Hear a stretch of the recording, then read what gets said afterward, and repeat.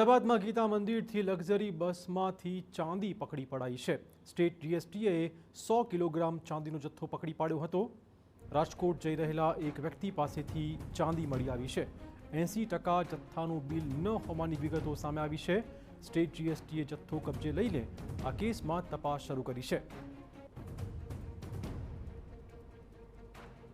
તો 100 કિલોગ્રામ ચાંદીનો જથ્થો કબજે કરાયો છે। 80% સ્ટોકનું બિલ જ ન હોવાની વિગતો। સ્ટેટ જીએસટીએ જથ્થો કબજે કરીને આ કેસમાં તપાસ શરૂ કરી છે।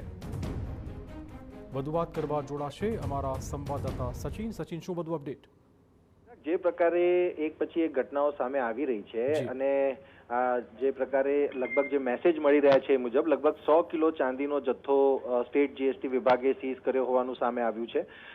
મહત્વની બાબત અહીંયા બીજી એ પણ છે કે જે બિલિંગ છે એનું છે નહીં અને બીજી બાબત એ પણ છે કે કોઈએ એનો ક્લેમ પણ નથી કર્યો।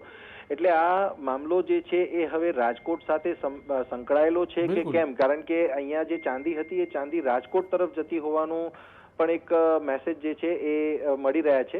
હજુ જે આધિકારિક પુષ્ટિ છે કે આધિકારિક જે માહિતી છે માહિતી હજુ સ્ટેટ જીએસટી તરફથી સામે નથી આવી રહી, પરંતુ જે આખો મામલો છે એ મામલો ખૂબ ગંભીર થઈ જાય છે કે રાજકોટ હીરાસર એરપોર્ટ ઉપર 400 કિલો ચાંદી નો જથ્થો મળી આવે અને ત્યારબાદ અમદાવાદમાં પણ જે લક્ઝરી બસ છે ખાનગી ટ્રાવેલ્સની, ત્યારે એમાં કોઈ વ્યક્તિ જઈ રહ્યો હતો ને એની પાસેથી આ પ્રકારનો ચાંદીનો જથ્થો મળી આવવો જે એ બાબત ખૂબ ગંભીર થઈ જાય છે। અને જે પ્રકારે સેન્ટ્રલ ગવર્મેન્ટ દ્વારા પણ જે આયાત નિર્યાત ઉપર જે ચેન્જીસ કરવામાં આવ્યા છે ત્યારે એ બાબતને જોતા પણ હવે આ મામલામાં શું અન્ય ખુલાસાઓ સામે આવે છે કે કયા પ્રકારની તપાસ દરમિયાનની હકીકત સામે આવે છે એ જોવાનું મહત્વનું રહેશે। સચિન, ખાસ તો વાત એ પણ છે કે જે 400 કિલોગ્રામ રાજકોટમાંથી એરપોર્ટ પરથી મળી આવી ચાંદી, અમદાવાદના એસટી ડેપોમાંથી 100 કિલોગ્રામ ચાંદી બસમાંથી મળી આવી છે।